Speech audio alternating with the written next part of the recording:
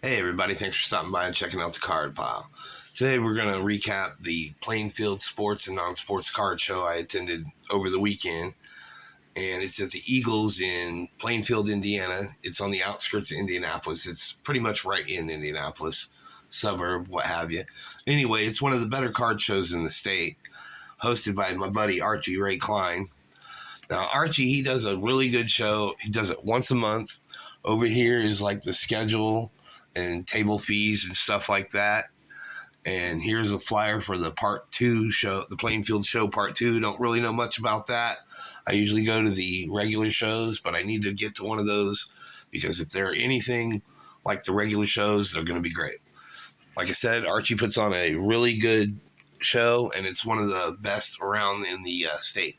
There's also a few in Kokomo and from another dealer who has a card shop in Kokomo. Then there's some in Fort Wayne, but I like to stay around the Indianapolis and Kokomo area because my town, my city, Lafayette, Indiana, doesn't have any card shows at all. I need to host one, but one guy can't do it all, I don't think. But Archie seems to be pulling it off, but I think he has help, especially from his sidekick named Pookie. Or Archie might be the sidekick. I don't know.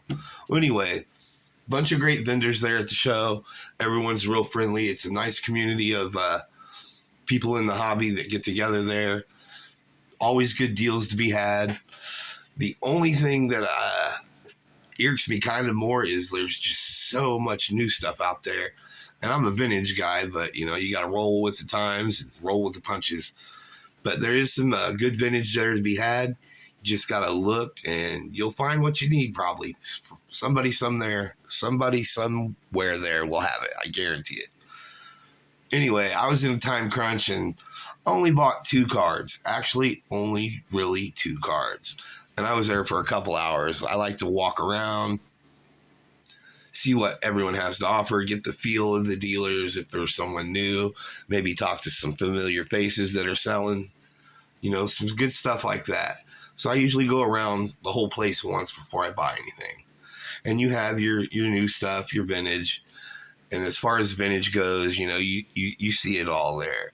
The sweet Mickey Mantles, the awesome Willie Mays cards, the great Ernie Banks cards. You'll find what you're looking for sure.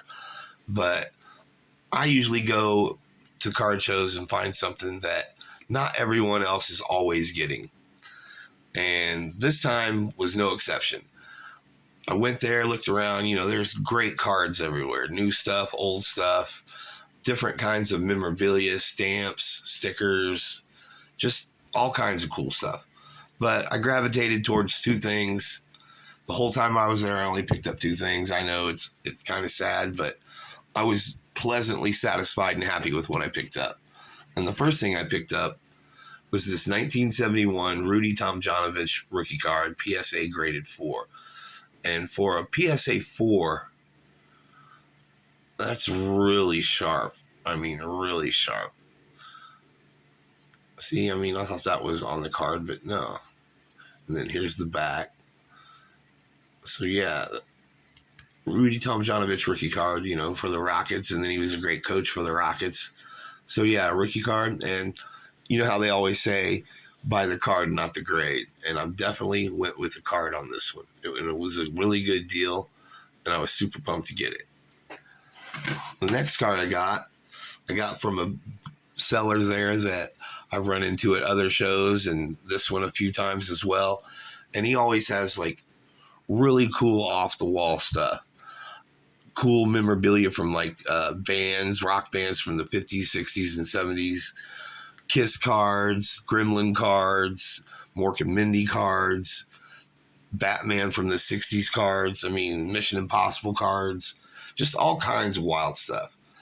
And he had some wrestling cards there, and I have 2 or 3 already, and I don't get a lot of wrestling cards, but I get what I like, just like with any other cards or anything like that. Do I collect certain players?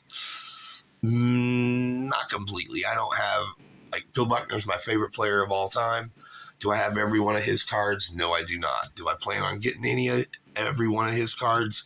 No, I do not. But I get what I like, and I always have, and I'll stick to that. I like to freestyle it. Anyway, back to the wrestling card that I got. This is from 1983 Wrestling All Stars. This is Austin Idol. He was a big time wrestler back in the 70s, and basically in the South. He pretty much stayed in the South. He didn't like flying too much because he was in a plane crash early in his career, and it about killed him, and I believe it paralyzed or killed one of the other wrestlers that was in the plane. Anyway, Austin Idol was a great heel. Here's the back. It's a PSA 7. He was the Universal Heartthrob. But yeah, this was a PSA 7, and it's got a mark here and a mark there. And they gave that a 7. And the corner might be a tad chippy right there. And they only gave this one a 4, which, okay, I guess I get it because it's an older card, but still, you know, who am I to say? Still, great card. And then it's an Austin Idol PSA 7. You know, you don't see these very often. And I don't want to get all the cards in that set or the other sets of wrestling cards, but there is a couple wrestlers out there I'd like to get. But yeah, these 2 cards are what I picked up at the card show in Plainfield. And if you ever get a chance, hit the show and let me know in the comments if you have either of these cards, or if you collect wrestling cards, or collect rookie cards or basketball cards, or just anything odd that I might, you know, think is cool, because I do like the odd stuff. I really do. And I'm hoping I'm not the only one out there that likes the odd stuff. So please let me know in the comments what you think and what you have, if you have anything.